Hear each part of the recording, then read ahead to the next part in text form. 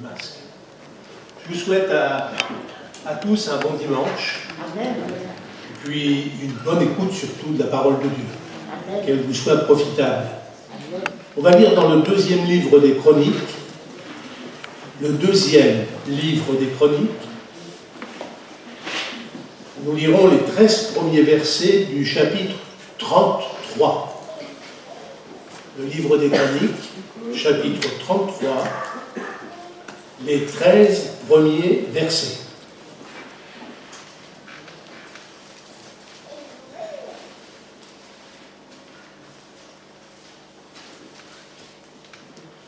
Manassé avait 12 ans lorsqu'il devint roi et il régna 55 ans à Jérusalem. Il fit ce qui est mal aux yeux de l'Éternel, selon les abominations des nations que l'Éternel avait chassées devant les enfants d'Israël. Il rebâtit les hauts lieux qu'Ézéchias son père avait renversés. Il éleva des autels au Baal. Il fit des idoles d'Astarté, et il se prosterna devant toute l'armée des cieux et la servit.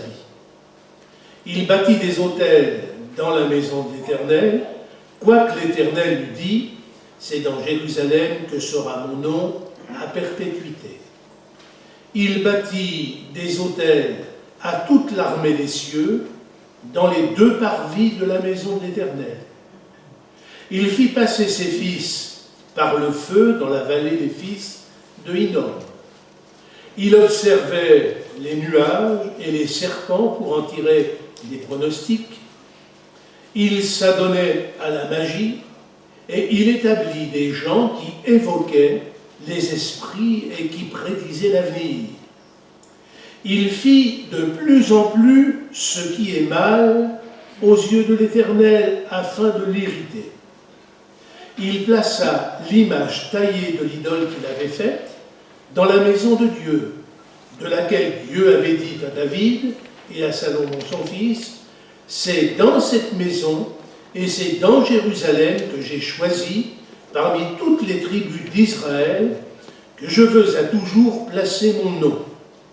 Je ne ferai plus sortir Israël du pays que j'ai destiné à vos pères, pourvu seulement qu'ils aient soin de mettre en pratique tout ce que je leur ai commandé, selon toute la loi, les préceptes et les ordonnances prescrits par Moïse. » Mais Manassé fut cause que Juda et les habitants de Jérusalem s'égarèrent et firent le mal plus que les nations que l'Éternel avait détruites devant les enfants d'Israël.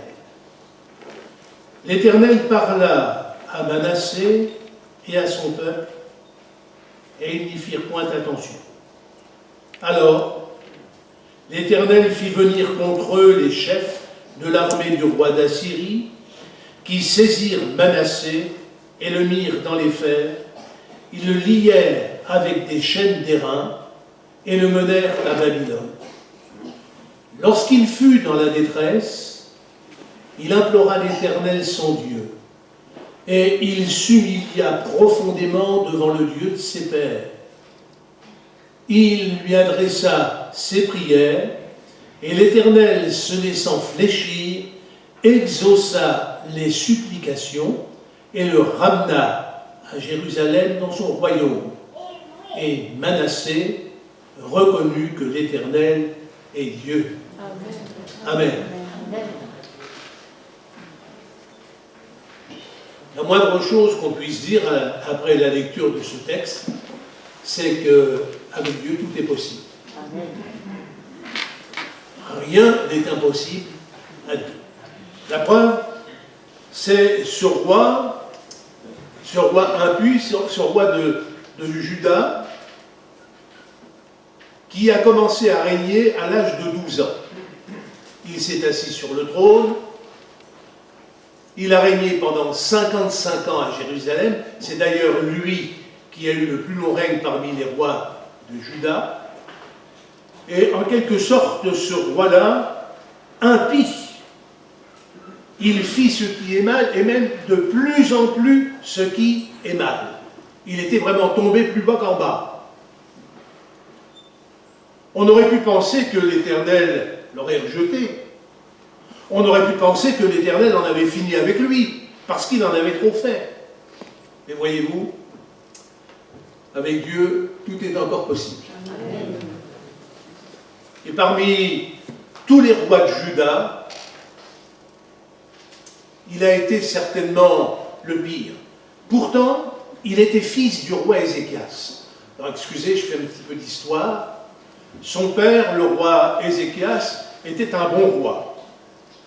Il avait remis dans l'ordre dans la maison de Dieu, il avait remis de l'ordre sur le plan spirituel parmi le peuple de Dieu. Mais comme quoi, vous voyez le vieil adage qui dit tel père, tel fils, ben c'est pas toujours exact. Le père a été un roi droit, il a commis des erreurs comme tout à chacun, mais c'était un homme respectueux de Dieu, c'est un homme qui a été aimé de Dieu. La preuve, c'est que le Seigneur lui a donné un sursis de vie de 15 années. Vous connaissez sûrement l'histoire du roi Ézéchias. Et cependant, son fils, le roi Manassé, a fait ce qui est mal aux yeux de l'Éternel. Mais ce que Dieu a fait pour Manassé, il peut encore le faire pour nous aujourd'hui. C'est-à-dire qu'il peut renverser la vapeur. Par exemple, nous avons un texte dans le livre du prophète Zacharie qui dit ceci au chapitre 1er, verset 3. « Ainsi parle l'Éternel des armées, revenez à moi, dit l'Éternel, et je reviendrai à vous. » Ça, c'est un principe immuable dans les Écritures, c'est incontournable. Quand on revient de tout son cœur sincèrement à Dieu, Dieu aussi revient à nous. Parce que Dieu ne rend pas le mal pour le mal. Il rend le bien pour le mal. Très tôt, donc le roi Manassé est parti de travers. Dans le premier livre des Chroniques, il nous est rapporté que Manassé fit de plus en plus ce qui est mal. C'est bien triste. C'est une triste réalité parce que quand on se livre au mal, volontairement, sciemment, on ne sait pas jusqu'où le mal peut nous entraîner. Il n'aurait jamais pensé, quand il était tout jeune, qu'il aurait pu aller aussi bas. Jamais il n'aurait pu penser être tombé dans une pareille ornière. Mais quand on se livre au mal, quand on est sans frein par rapport au mal, eh bien on ne sait pas jusqu'où le mal peut nous entraîner. L'Écriture nous dit qu'il provoqua l'Éternel par toutes sortes d'abominations. L'Écriture nous dit qu'il construisit des autels à Baal. Lui, le roi, qui aurait dû être un exemple parmi son peuple, qui aurait dû ramener son peuple à Dieu. Ah ben non, il a fait tout le contraire. Il construisit des autels à Baal, il fit des idoles d'Astarté, dont je vous rappelle, le culte était à caractère sexuel. Il fut un fervent partisan de l'astrologie, de la magie, du spiritisme, et même, vous avez lu avec moi dans le texte, il fit passer ses fils par le feu. Alors que toutes ces choses sont en abomination à l'Éternel, comme le dit le livre du Deutéronome, au chapitre 18 et le verset 10, il est dit ceci, qu'on ne trouve chez toi personne qui fasse passer son fils ou sa fille par le feu. Personne qui exerce le métier de devin, d'astrologue, d'augure, de magicien, d'enchanteur. Personne qui consulte ceux qui évoquent les esprits ou disent la bonne aventure. Personne qui interroge les morts, car quiconque fait ces choses, dit l'Éternel dans le livre du Deutéronome, quiconque fait ces choses est en abomination à l'Éternel. C'est vous dire combien le roi Manassé était tombé bien. l'Éternel aurait pu le frapper. Comme un jour, il a frappé Uza. C'est un nom qui vous dit quelque chose, ça, Uza? Il a été frappé sur le champ par Dieu parce qu'il a avancé sa main sur l'arche de l'Alliance. Elle était déposée sur un char, mais comme le terrain était accidenté, il y a eu du dévers. Et l'arche de l'Alliance a failli tomber. Alors, par réflexe, Uza a étendu la main sur l'arche de l'Alliance, mais l'Éternel l'a frappé, il est tombé sur le champ. Il n'avait pas à faire cela. Donc Dieu aurait pu frapper aussi le roi Manassé pour tout le mal qu'il avait fait, parce que non seulement il l'a fait lui, mais il a entraîné tout son peuple à faire le mal derrière lui. Le Seigneur lui a laissé du temps. Vous savez, Dieu est omniscient, il sait toutes choses. Parce qu'au fond, qui connaît le cœur de l'homme? C'est ni le mari, ni la femme, ni les enfants, ni la famille. C'est Dieu qui sonde les cœurs, les reins. Lui, il sait ce qu'il y a dans les cœurs. Et Dieu qui sait toutes choses à l'avance a donné du temps à Manassé, parce que Dieu savait que le jour viendrait où Manassé reviendrait à lui. Voyez-vous, avec Dieu, on ne peut jamais dire c'est perdu. On ne peut jamais dire il est trop tard. Dieu savait que le jour viendrait où Manassé fléchirait le genou et qu'il reviendrait à Dieu. Il lui a laissé du temps. Comme du reste, le Seigneur Jésus avait laissé du temps à la femme Jézabel du livre de l'Apocalypse, de l'église de Thyatire. Dans le livre de l'Apocalypse, cette femme se disait prophétesse dans l'assemblée, mais elle enseignait les serviteurs, elle séduisait les serviteurs de Dieu pour se livrer au mal. Et le livre de l'Apocalypse nous dit ceci, Jésus lui dit ceci, « Je t'ai donné du temps afin que tu te repentes. » Dans sa bonté, dans sa miséricorde, dans ses compassions, Dieu pourrait frapper, Dieu pourrait se montrer terrible, mais il laisse du temps pour que celui qui s'est éloigné de Dieu, j'espère que ce n'est pas le cas de quelqu'un ce matin, mais pour que celui qui s'est éloigné de Dieu puisse faire le point, puisse, comme pour le fils prodigue, rentrer au-dedans de lui-même et évaluer la situation de manière à ce qu'il puisse revenir à Dieu. Dieu nous laisse un certain temps, mais, pardonnez-moi de dire un mais, il nous laisse du temps, mais il faut bien prendre garde de ne pas lasser sa patience. Comme ce fut le cas pour la génération de Noé.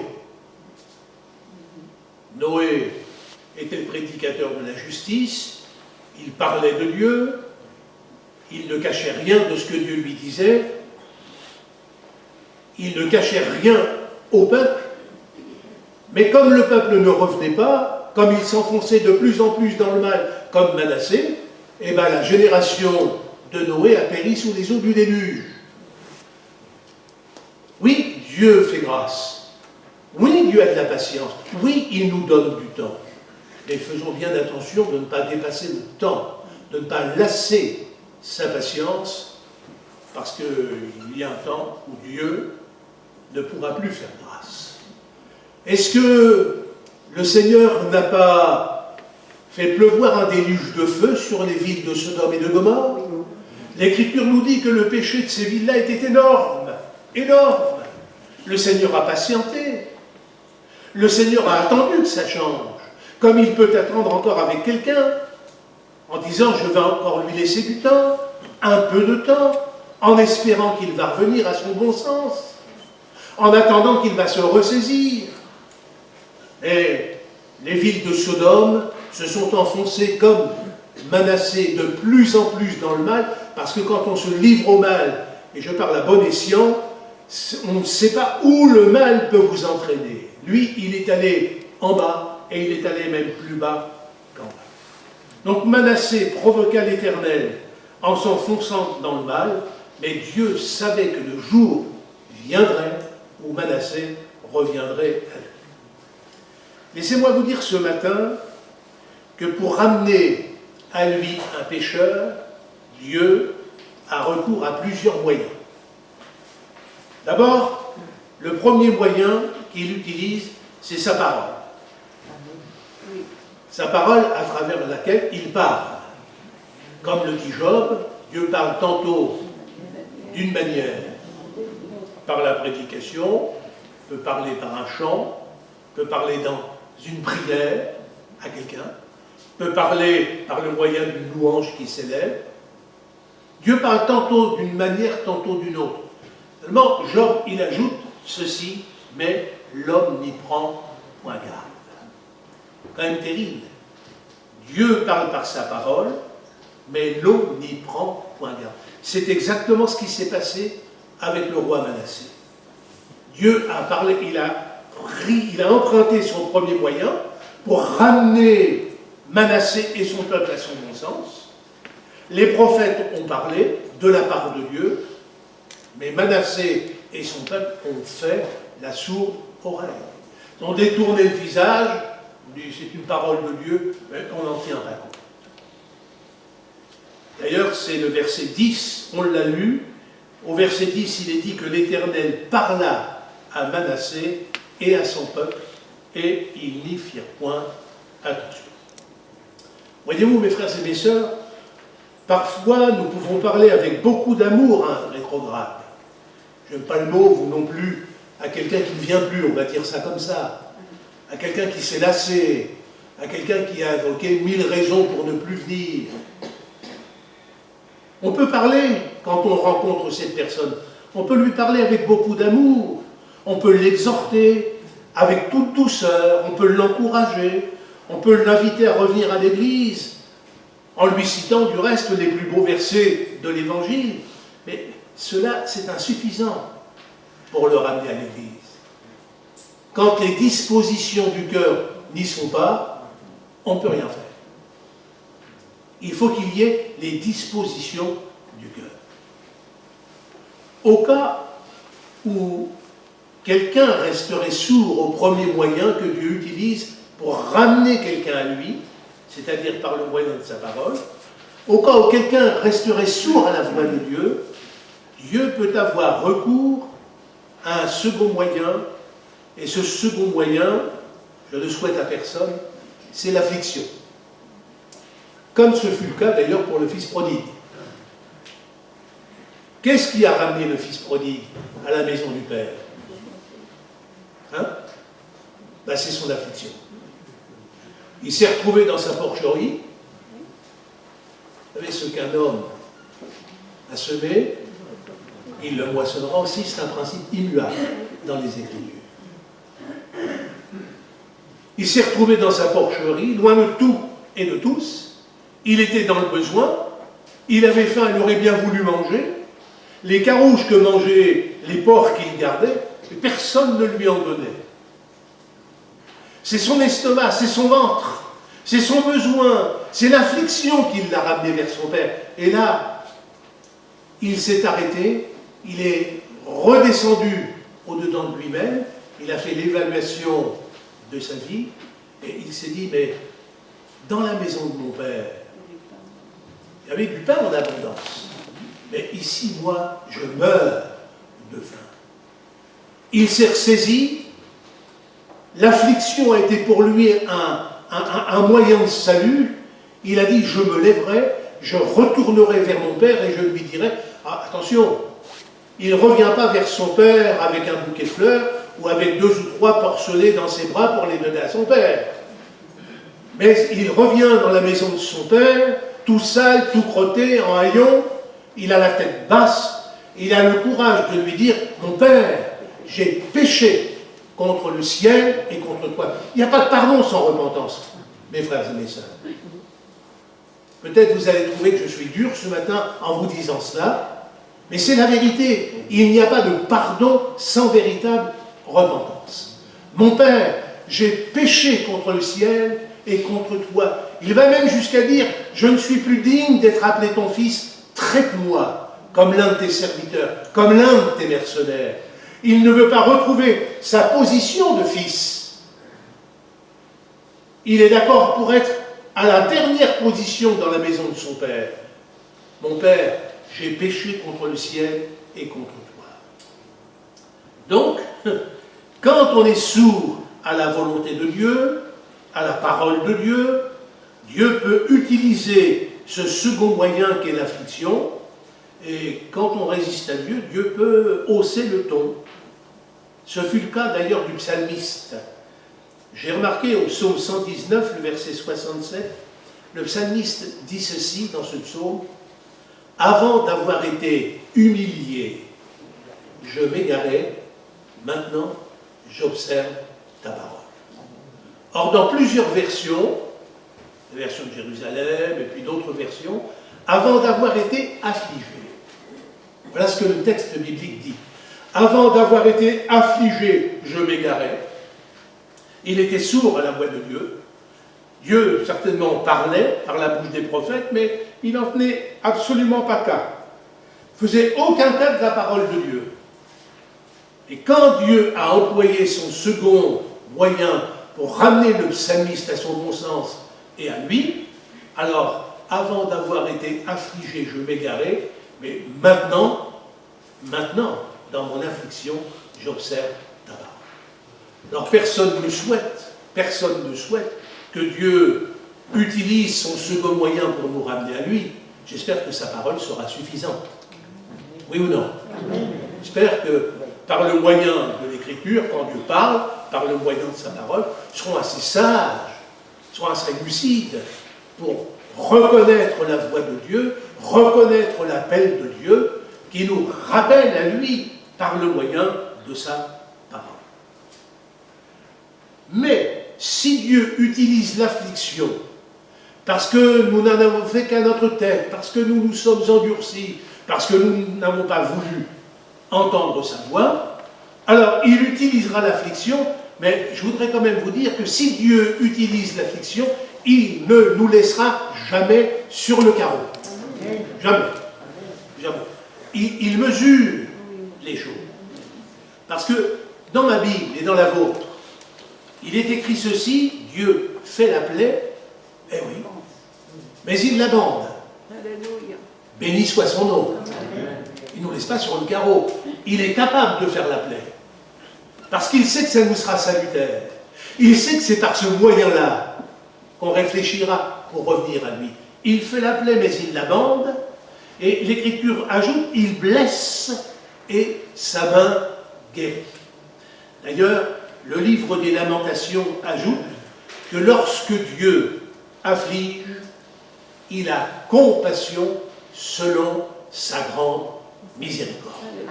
À son nom soit la gloire. Lorsqu'il afflige, d'abord ce n'est pas volontiers qu'il le fait. Quand il afflige, c'est parce qu'il sait que c'est par ce moyen-là que quelqu'un reviendra à lui, mais quand il afflige, alors il a compassion. Selon sa grande miséricorde, il blesse, mais sa main guérit. Donc, Dieu a eu recours à ce second moyen pour que l'affliction ramène le roi Manassé à son bon sens. Les chefs de guerre, les chefs de l'armée d'Assyrie sont venus, ils se sont saisis du roi Manassé, ils l'ont lié avec des chaînes, des reins, et ils l'ont mis dans les fers. Et il a été transporté, il a été exilé de Jérusalem à Babylone. À Babylone. Loin de son pays, loin de son peuple. Il était captif, enchaîné et aussi dans les fers. Je vous l'ai dit, ce qu'un homme, c'est un principe immuable dans les Écritures, ce qu'un homme a semé, il le moissonne aussi. Il ne pouvait pas imputer la faute à Dieu. Comment, s'il y avait un Dieu, pourquoi il a permis, comment ça se fait que je me retrouve là? Non, il n'a que ce qu'il mérite. Et Dieu sait, qui connaît toutes choses à l'avance, il sait que l'affliction allait porter ses fruits. L'Écriture nous dit, et nous l'avons lu dans notre lecture, lorsque Manassé fut dans la détresse, l'Écriture nous dit, il faut bien faire, il ne faut pas lire trop vite les Écritures, il faut s'arrêter sur les mots, il faut réfléchir, il faut méditer, il faut laisser Dieu nous parler, parce qu'au fond Dieu nous parle par sa parole. L'Écriture nous dit que lorsqu'il fut dans la détresse, il implora l'Éternel son Dieu, et il s'humilia profondément devant le Dieu de ses pères. C'est écrit en toutes lettres au chapitre 33, le verset 12. Il implora l'Éternel et il s'humilia profondément. Deux mots qui méritent d'être relevés. Deux mots. D'abord, il implora l'Éternel. Dans le verbe implorer, excusez, ce n'est pas un cours de français, c'est pour vous amener à comprendre, à mieux réaliser la réalité. Dans le verbe implorer, il y a le mot pleurer. Ce qui fait penser que Manassé a crié à Dieu avec larmes. Il n'a pas fait une petite prière, tranquillos, un peu de bavardage avec Dieu. Non, non, non, non, non. Quand il s'est recoulé dans les fers, lié avec des chaînes d'airain, quand il a eu les 7 de fer aux pieds, quand il a vu qu'il n'y avait plus rien à faire, excusez, on est en Normandie, oubliez ce que je veux dire, les carottes étaient cuites, il n'y avait plus rien à faire, plus rien à faire. Et c'est alors qu'il s'est mis à crier à l'Éternel. Je ne répète pas une petite prière religieuse, mais véritablement le cri du cœur. Il a crié à Dieu avec larmes, il a imploré, il y a eu les larmes, imploré l'Éternel. Parce que Dieu est sensible aux véritables larmes d'une sincère repentance. À son nom soit la gloire. Ça touche le cœur de Dieu. Lorsqu'un pécheur se repent de son péché pour revenir à Dieu, ça touche le cœur de Dieu. Des larmes, je veux dire non pas des larmes douces, mais des larmes amères. Non pas des larmes de théâtre, des larmes de crocodile. Quand j'étais petit, ma mère me disait parfois « tu pleures des larmes de crocodile ». Vous savez, c'est des larmes, je ne sais pas si vous connaissez l'expression. Ah, vous connaissez l'expression? D'accord. Hein? Mais finalement, on pleure, mais on s'en fiche royalement. Mais lui, il a vraiment crié à l'Éternel, il a pleuré devant Dieu. Et Dieu est sensible aux véritables larmes d'une sincère repentance. Oui, d'une sincère repentance. Oui, Dieu pardonne à quiconque se repent, pourvu que la repentance soit sincère. Comme Jésus a été sensible aux larmes de l'apôtre Pierre. Vous vous souvenez? Jésus avait dit à Pierre, le coq n'aura pas chanté que déjà tu m'as renié 3 fois. Et lorsque le coq s'est mis à chanter, l'Écriture nous dit que Dieu s'est retourné, il a croisé le regard de Pierre. L'Écriture nous dit que Pierre sortit et il pleura. Amen. Amen. Pas des larmes sucrées, pas des larmes de théâtre, mais des vraies larmes. Des larmes de repentance. Il s'est souvenu, Pierre, que le Seigneur lui avait dit, le coq n'aura pas chanté que déjà tu m'auras renié 3 fois. Les larmes de Pierre ont conduit Jésus à lui accorder un plein pardon, pour le rétablir par la suite dans son apostolat. Il ne l'a pas mis au dernier rang ou à l'avant-dernier rang, mais quand Dieu pardonne, il rétablit. Complètement. Il a été rétabli dans sa fonction d'apôtre. Donc le premier mot qu'il faut retenir, c'est que l'Écriture nous dit qu'il implora l'Éternel. Voilà le premier pas de la repentance. Le deuxième mot à retenir, c'est qu'il s'humilia profondément. C'est dans la Bible, nous l'avons lu. Il s'humilia profondément devant le Dieu de ses pères. Dieu ne pourra jamais s'émouvoir dans ce qui est léger ou dans ce qui est superficiel. Parce que Dieu, il aime la profondeur. Et parce qu'il s'est humilié profondément, alors Dieu s'est laissé fléchir pour prendre en considération la repentance sincère de Manassé.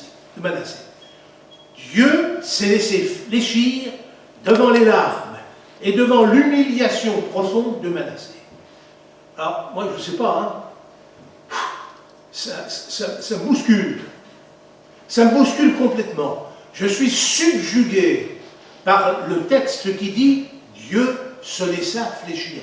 Comment le Dieu, le roi de gloire, comment le créateur des cosmos, parce que nous, on ne connaît que notre monde, mais on sait bien qu'en dehors de notre monde, il y a des milliards, je dis bien pas des milliers ni des millions, mais il y a milliards d'étoiles.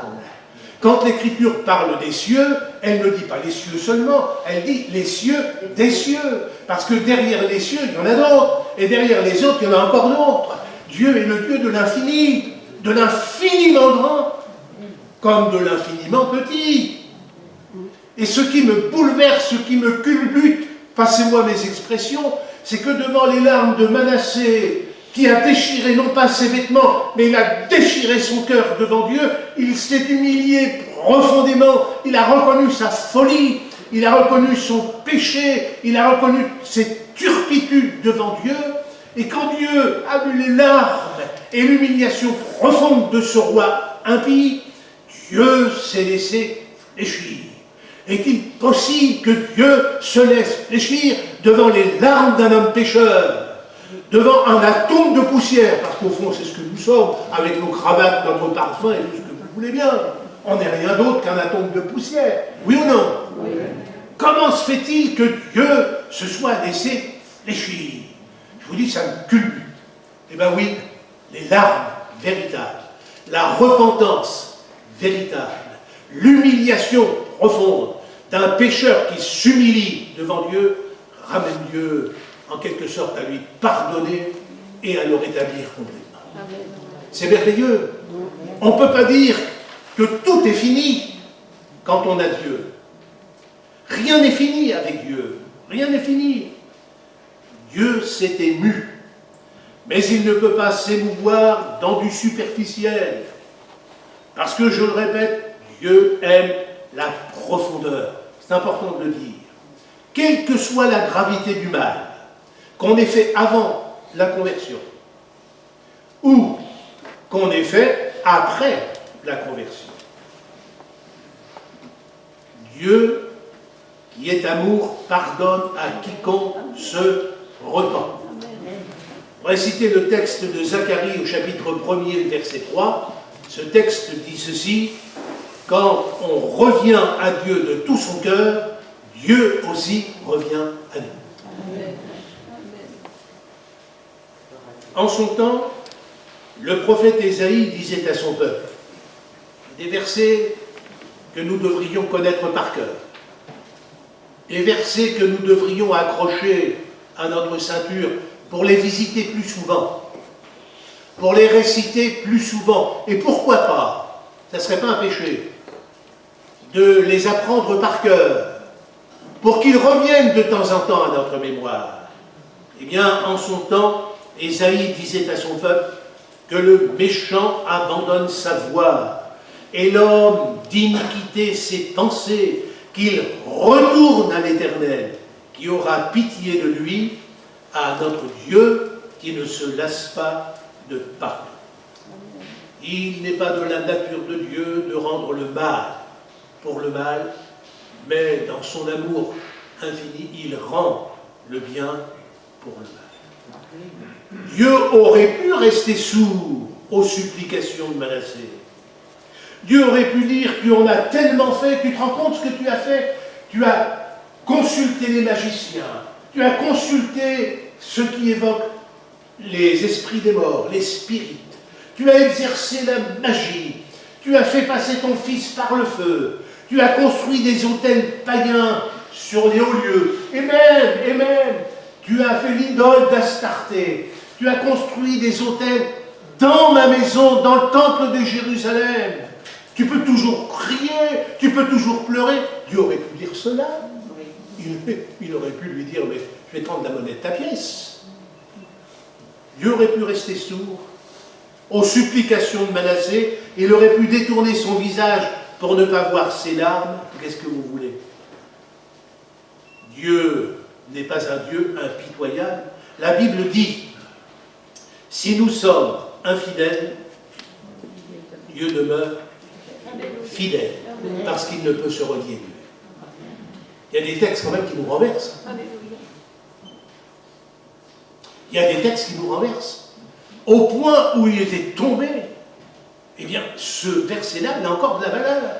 Si nous sommes infidèles, eh bien, lui, Dieu, il demeure fidèle. Fidèle dans son amour, fidèle dans ses promesses, fidèle dans sa miséricorde. L'Écriture nous dit, fidèle dans ses compassions, lent à la colère, riche en bonté. D'ailleurs, l'Éternel dit dans le livre d'Ézéchiel, au chapitre 18, verset 32, il dit ceci, « Je ne désire pas la mort de celui qui meurt, dit le Seigneur, convertissez-vous et vivez. » Voilà ce que Dieu dit. Non pas la mort du pécheur, mais sa conversion et sa vie. Dieu n'est pas resté sourd. Dieu ne lui a pas rendu le mal pour le mal. Il a été touché, ému par les larmes et la repentance sincère de ce roi impie. Maintenant, laissez-moi vous dire ceci. Si un propre juste s'était tenu à côté de Manassé, lorsque Manassé a imploré l'Éternel, le propre juste n'aurait pas manqué de dire à Manassé, « Oh, mon petit gars, n'espère pas amadouer Dieu avec tes larmes. N'espère pas l'amadouer avec tes cris. Tu en as trop fait. Oh, tu es allé trop loin. Tu es tombé trop bas. Tu n'as plus rien à espérer du côté de Dieu. » Si un propre juste s'était tenu là, certainement qu'il lui aurait dit ça. Mais quand on revient à Dieu, ça n'est jamais fini. Donc n'écoutons pas, mes frères et mes sœurs, ceux et celles qui ne savent pas jusqu'où l'amour de Dieu peut aller. Parce que son amour est aussi vaste que les océans, et plus profond que... N'écoutons pas ceux qui pourraient nous dire « tu en as trop fait », tu es allé trop loin, tu as exagéré, ne t'imagine pas que Dieu va avoir compassion de toi, ne t'imagine pas que Dieu va écouter ta prière. Eh bien, ça nous renverse. Ce n'est pas dans nos conceptions, mais c'est dans les conceptions de Dieu de reprendre en main celui qui se reprend, celui qui pleure, celui qui crie, celui qui déchire son cœur devant Dieu. Dieu est amour. Il relève celui qui est tombé. Et il restaure parfaitement celui qui revient à lui. Vous le croyez cela? Une restauration complète. Une restauration parfaite. Et il va redonner de l'élan pour prendre un nouveau départ. Parce que, je le répète encore, avec Dieu, ça n'est jamais fini. Le Seigneur ne brise pas le roseau cassé. Il n'éteint jamais la mèche qui fume encore. Et l'Écriture nous dit que Dieu est avec l'homme contrit et humilié, afin de ranimer les esprits humiliés, afin de ranimer les cœurs contrits. Alors je voudrais dire à quelqu'un, peut-être ce matin, je voudrais adresser ce mot, reviens ce matin. Reviens. Ne dis pas, c'est terminé pour moi, je suis au milieu de l'église, mais Dieu ne pourra plus rien faire pour moi. Ne dis pas cela. Reviens. C'est le mot que quelqu'un doit entendre. Ah, j'aime beaucoup Jésus Dieu qui dans l'Ancien Testament disait ceci, « Je ne jetterai pas sur vous un regard sévère. » Ah, ça fait du bien. On revient dans la repentance véritable. Hein, véritable. On se fait tout petit, on est honteux. On a honte d'avoir offensé Dieu, d'avoir sali son nom, de l'avoir trahi, disons-le comme cela, et on a la tête basse. C'est vrai, on a la tête basse. Mais qu'est-ce que vous voulez? Dieu est là pour ranimer les esprits, les cœurs humiliés, les esprits contris. Reviens, c'est vraiment le mot que quelqu'un doit entendre ce matin, et il doit prendre courage. Dieu ne jettera pas sur toi, mon frère, il ne jettera pas sur toi, ma sœur, un regard sévère. Vous connaissez par cœur certainement le psaume 136, parce qu'il n'est pas dur à redire. Sur 26 versets du psaume 136, vous trouverez 26 fois la même phrase, car la miséricorde de Dieu dure à toujours. C'est drôle de construction, ce psaume-là. Hein. Le psaume 136, avec 26 versets, et sur les 26 versets, 26 fois, quand vous lirez le verset, car la miséricorde de Dieu dure à toujours. Béni soit Dieu pour son amour, sa bonté. Non, on ne peut pas dire que tout est fini. Quand un pécheur est reparti en arrière, quand il a fait les 400 coups, quand il a mal parlé d'Église, quand il est allé plus bas qu'en bas, il y a encore de l'espoir pour lui s'il veut revenir. Il y a de l'espoir. Remué par les larmes et par la prière de Manassé, Dieu s'est laissé les Juifs. Et l'Écriture nous dit qu'il ramena Manassé en le rétablissant sur son trône à Jérusalem. Voyez-vous, il a permis qu'il retrouve en quelque sorte son trône. Il ne l'a pas mis de côté, il ne lui a pas dit qu'il sera Premier ministre, il l'a véritablement rétabli dans son règne. Alors, revenu dans son pays, Manassé n'a pas dû repartir à zéro. Bien au contraire, il a retrouvé tout ce qu'il avait perdu. Attention, je mets l'accent tonique sur ce que je vais vous dire. Il a retrouvé tout ce qu'il avait perdu. Ça, c'est la bonté de Dieu. Ça, c'est le fruit de sa repentance. Mais, quand il est revenu à Jérusalem, qu'il est de nouveau monté sur son trône, Manassé a produit du fruit digne de sa repentance. C'est capital. C'est capital. Il a produit du fruit digne de la repentance. Ça veut dire que Manassé n'est pas revenu à Dieu seulement avec des mots. Ça, c'est trop facile. Seigneur, pardonne-moi. Seigneur, je sais que tu es amour. Seigneur, je sais que tu es miséricordieux. Et on lui parle, et on lui parle. Il n'est pas revenu seulement avec des mots, Manassé. Mais il est revenu avec des actes. Avec des actes. Puisque le verset 15 de notre lecture nous dit ceci: il fit disparaître de la maison de l'Éternel les dieux étrangers et l'idole. Il renversa tous les autels qu'il avait bâtis sur la montagne de la maison de l'Éternel et à Jérusalem, et il les jeta hors de la ville. Il rétablit l'autel de l'Éternel et y offrit des actions de grâce et de reconnaissance, et il ordonna, lui qui avait fait pécher le peuple, qui avait entraîné le peuple après lui, il ordonna à Juda, son peuple, de servir l'Éternel, le Dieu d'Israël.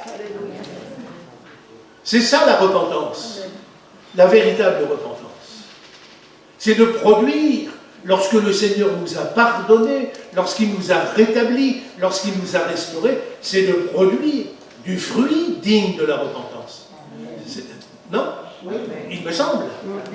Il me semble. Pas seulement avec des mots, mais des actes.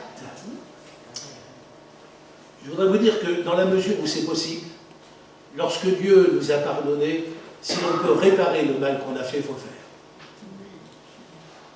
Je ne sais pas s'il me suffit de comprendre. Dans la mesure où c'est possible, il faut réparer. Si c'est possible, réparer le mal qu'on a fait. Dieu nous en saura gré. Dieu nous en saura gré. Donc, je vais conclure en disant ceci: il n'est pas de situation trop grave que Dieu ne puisse redresser. Il n'est pas de péché trop noir que le sang précieux de Jésus puisse laver. Il n'est pas de conscience cabossée, malade, que le Seigneur ne puisse guérir. Parce qu'avec Dieu, tout n'est pas fini. Il y a la garantie, quand on revient à Dieu, la garantie d'un nouveau départ. Voilà ce que je voulais vous dire ce matin, bien-aimés. On ne peut pas retenir le nom de tous les rois de Juda. Il y en a eu 20. De tous les rois d'Israël, il y en a eu 19. Ça fait 20 et 19, 39. Quel est celui qui, au milieu de nous, est capable de retenir par cœur le nom de ces 39 rois? En tous les cas, pas moi. Pas moi. J'ai un peu de mémoire, mais pas suffisamment.